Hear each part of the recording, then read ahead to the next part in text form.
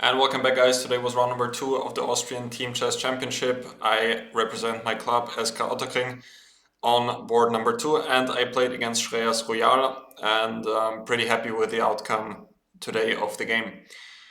I actually played him just a couple of weeks ago in, well, not even that, I mean it was probably like 2 weeks ago in the Croatian League. So what often happens is you're playing in different leagues in Europe, and you're facing the same opponent just playing in another country. And back then in our game there, it was a pretty quick draw and nothing much happened. I was also white in that game, but it was the last round, therefore I didn't even make a recap from that round. And I just wanted to basically go home and play a quick, peaceful game there, which was not the idea for today's game. Today I really wanted to get a playable position and have a long game, which I think I managed to get. In our previous encounter, he went for the Queen's Gambit accepted, which I did not really want to allow today, because it generally feels like it can get pretty drawish, and also in our previous game I did not really get much out of the opening, so I just played the ready, which in the meantime actually works without preparing that much, because I just have quite a few ideas from white. Some of them I've already played, of course, or some of them I've also recommended, but generally there's so much flexibility for me here that I don't really worry so much about getting caught off guard in those lines. My opponent went for c5, bishop g2, knight c6. Now he's sort of threatening to go e5. So I go c4. I've also played short castle in the past. Now after e5, we can play a King's Indian, but it's actually it's still not necessarily what white wants, because the thing is, if I remember correctly here, if black is trying to be smart, he can actually get, how does this go? He can actually try to get this King's Indian exchange variation with not even being a tempo down, because typically white has bishop e2 and then goes bishop c4, in this case bishop c5, and here black is kind of regaining this tempo, and it's just equal. I think there have been some tries. I think that Kramnik played knight a3 at some point, and after bishop g4, rook d3, so all of this is possible, but generally also those positions, if black hasn't castled yet, it's not even clear that this one tempo is so great for white. Of course, it's still a King's Indian with the tempo up, but I wanted something different for today. Of course, I should also mention that here d3 is not obligatory for white. I've played e4 in the past too, but after d6 or bishop e7, black generally has quite a solid position. So I went c4, now he should not go for e5, because now I'm in time to play knight c3, and now all of this d5 will most likely not work because of some tactical ideas like knight takes e5. This generally should work for white here. I don't want to speak nonsense here, but yeah, just to check here, it works, of course. Yeah. So he went for d5, I took knight takes d5, and now I played the line with d4, which I have not really played in the past, I think. Maybe I never had any game here. But I recommended it in one of my videos for the paid subscribers. I think it's titled something like my updates in the ready, where I was looking for new improvements over my course from last year, and this was one of the ideas which I've added, because in the ready repertoire I go for this line with knight c3, which of course is one of the critical tests, but my opponent goes for this line with knight c7, which yeah, in my course I recommend a3 there, and it goes on, but I think I've had this already, so I didn't really want to run into any preparation either. So I went for the line with d4, which, as I said, I recently checked. C takes d4, knight takes d4, knight db4, and this is how the line goes. And we reach an endgame pretty quickly. And here white has two ideas. The first one is to play slowly with knight c3, bishop e3, rook c1, king d2, rook d1, and white has a small pull generally, but it's nothing that special. Black should, I believe in most cases, play something like bishop d7, g6, bishop g7, and should be okay. It's also possible to play like that with white. Sometimes black can get into some trouble. I think that even in the World Cup this was featured between Artemiev and Vashila Graf, and Artemiev, I believe, won one of those games. But in today's game, I tried this line with bishop takes c6, of course giving away the bishop pair and sort of weakening the light squares, but black will at least have the worst pawn structure, and if I can try to occupy the c5 square, I could have some long-lasting chances. And this idea with bishop e3, I believe, is quite rare, and this was part of my mini prep. I didn't even prepare this specific line for today's game, but I had it pretty clean and clear in my mind. What was the idea here? I want to go king d2 next and then rook c1 without just immediately developing the knight to c3.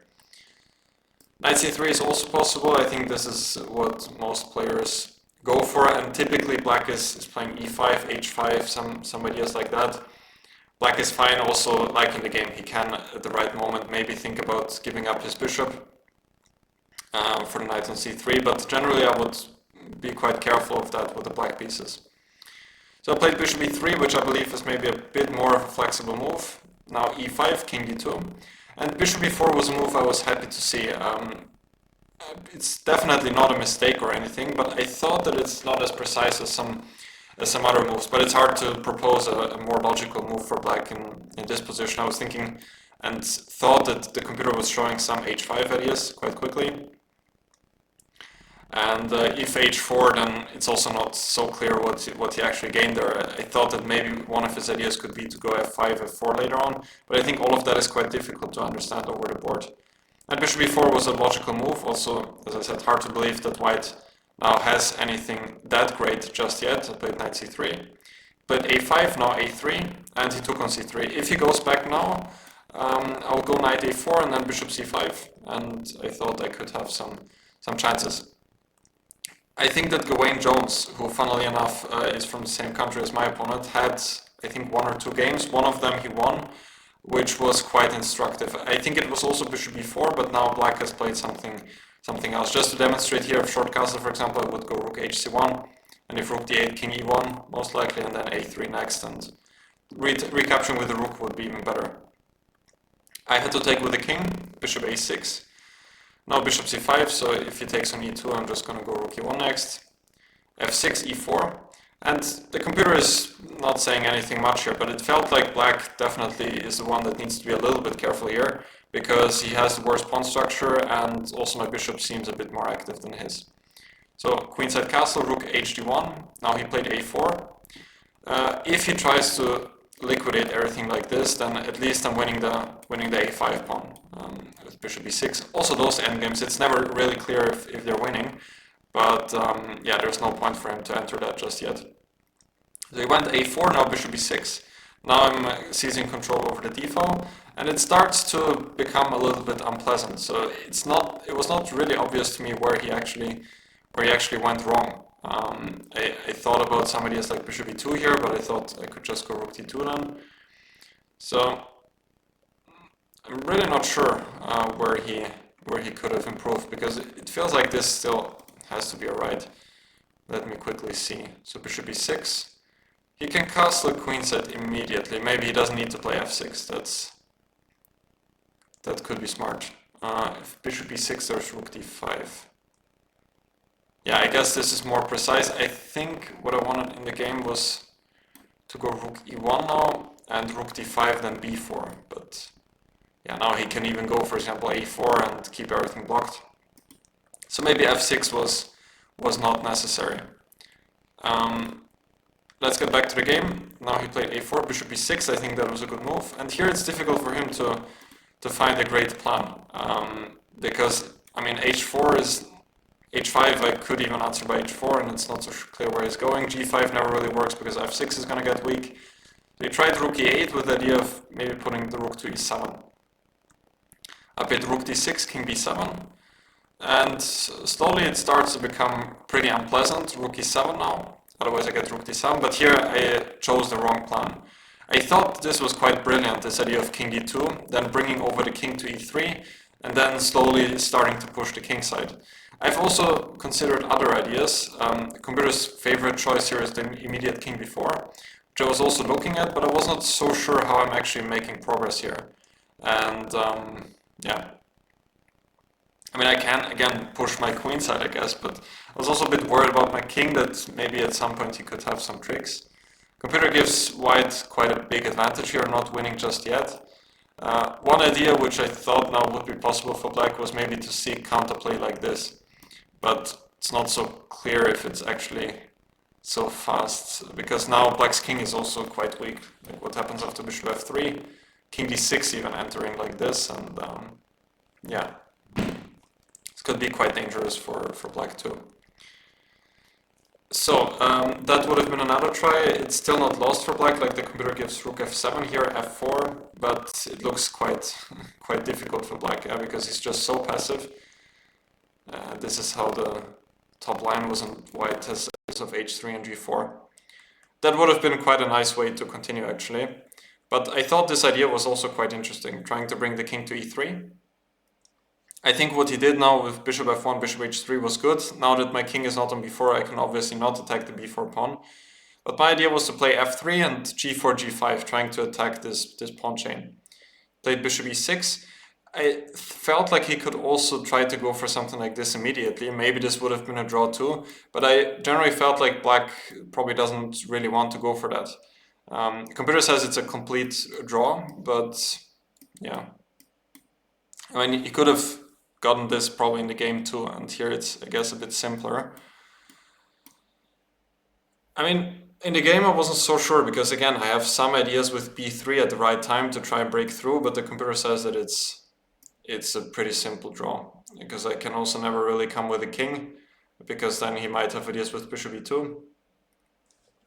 In the game I thought about something similar, so we're going to go to that a bit later. So here rook d7, objectively all of this makes a draw, but it's not so simple, I would say, over the board. So he played bishop e6, I went g4, bishop c8 back, and h4, now he went for rook d7. By the way, I'm also curious, a little bit earlier I was thinking about another idea here. I thought that rook d8 or bishop e4 were other moves I was considering. I'm not so sure what this is even doing, but I thought I'm activating the rook. And c5, I could even think about going back to d6. I thought that would never really be in black's interest too much. So this would have been another plan. Let me check if bishop b4 is also any good. I thought he would go rook f7. And I thought actually I would like to keep my bishop on a5, because if bishop c5, he will always play king c7 now. I was spending some time on this position trying to figure out what black is even doing. Maybe king b6 trying to push c5, yeah, if you can try to get that. Anyway, I went for this plan, which, yeah, is objectively not the most critical test. And then we had this endgame. This is a good example of why studying endgames with computers is not always the most effective method, because computer is saying 0-0 here, but it's obvious that if someone can win, it's only white, because I'm now going after his pawn on g7, f6, e5. And in the game, I was actually feeling quite confident at this point. Of course, we both didn't know that it's a draw. And I felt like it was not so simple. So he started with g6, which was a bit... which was quite interesting, because I thought if he starts with something, it would be king c7 and only after bishop f8 now to go g6, which maybe is the simpler route to a draw. Therefore, I was actually also considering to start with the move g5. But, well, I actually thought, and also especially now in hindsight, many things should be a draw here. My problem in the game was king c8, just avoiding white's capture on f6 followed by bishop d8. And after that, if, for example, here, what did I think about? I thought he could take on g5 and then go king c7. And now I cannot even go after his pawn on e5, because he will get king d6 to protect it. So I played like this, bishop d6 first, actually with the idea to then push g5 and trying to pick up this pawn on e5.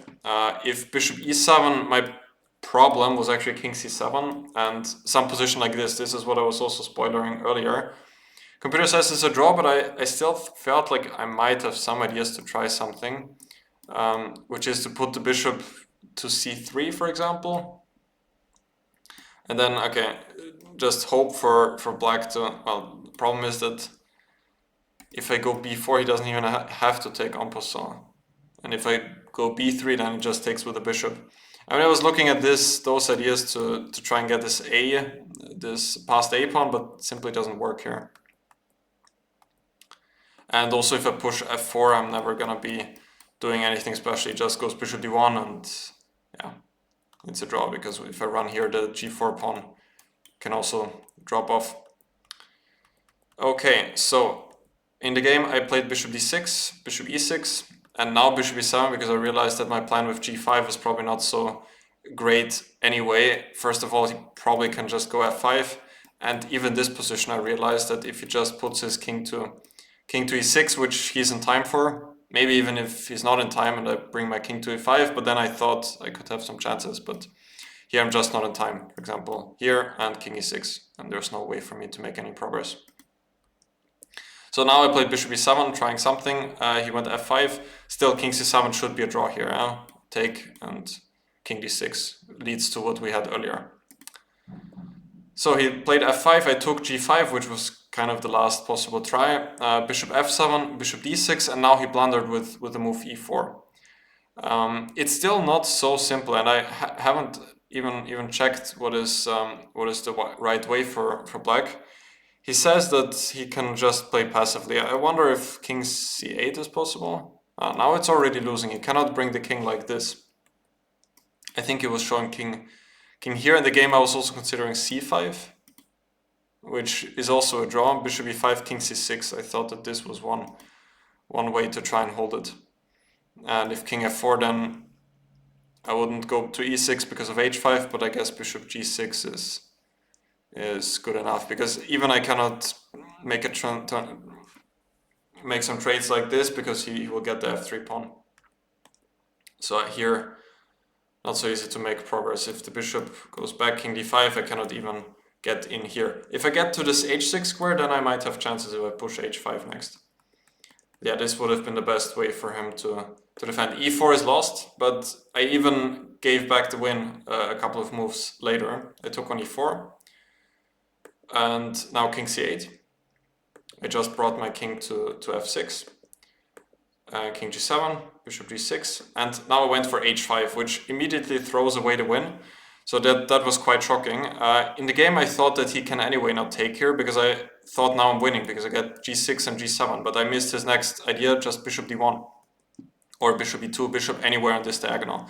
And now if I go g6, then he has bishop c2, and I didn't see how to make any progress, which then anyway happened in the game. Okay, my computer just went into energy saving. I hope this does not affect the quality. So how I should win is to start with king h6, king e6, h5, bishop back, now back king g7, and then on the next move I'm gonna play g6, hg6, and then h6. I was still not 100% sure about those endgames. I was thinking about them at some point. If he like sacrifices here, but maybe I can even try to be more precise. If I start with this move, that should easily be winning, right? Yeah, because if he continues waiting now, I go g6, take h6, g5, and now I just take the pawn, then go h7 on the next move, and black does not have any counterplay on the queen set, because I just park my bishop on c3 and then get back with the king. So this would have been a simple win. Would have been quite annoying for me if I now, after this really careless move, because I still didn't even get the extra 30 minutes. I had 37 minutes if you look at it like this, and just played h5 very quickly. So he went for this. Now king g8 was one idea. If I get king f7 and g6, then it would be winning. Or actually, if I get g6 now on the next move. So he played bishop h5, king g7. I was just kind of waiting around here, realized that it should be a draw now. But I tried one last trick here. He played bishop d3, which already surprised me a little bit. I thought that he should keep the bishop somehow on this diagonal. Generally, I don't know if he can do that here. Probably he can't, because if I go here, then already g7 is coming. So probably he cannot wait like this. So he played bishop d3, bishop e3, bishop c2, and now bishop d4. This was quite a nice trick, because now almost automatically he went back bishop d3. But now I can break through. So black's only move here, or the only way to wait correctly, is to start with king e7. And it's important that the bishop stays on c2, because now, especially with the bishop on d4, I can break through like this with b3. This wouldn't have worked earlier with my bishop on c5, because if I go b3 here, if I start with g7, king f7, b3, take, now I need to spend one tempo on bishop d4. Otherwise b2 comes, and now black is in time to play bishop c4. If king h7, he just brings the king, and I have the wrong bishop on this square.